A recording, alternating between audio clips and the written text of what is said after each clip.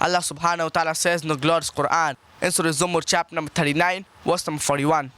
Inna anzalna alayka al-kitaba lin-nas. Verily, we have revealed the book to thee in truth for mankind.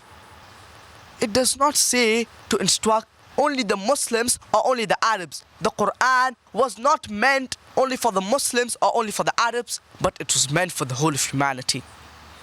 Yet there are many Muslims who do not want to share the Qur'an. They think what these non-Muslims will understand.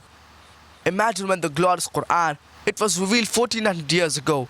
In the Ayyamul Jahiliyyah, the Arabs, they were considered as one of the most ignorant people on the face of the earth.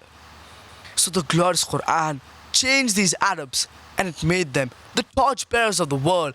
After the revelation of the glorious Qur'an, these Arabs, they became the torchbearers of the world. So when these Arabs can change, why can't the non-Muslims change today?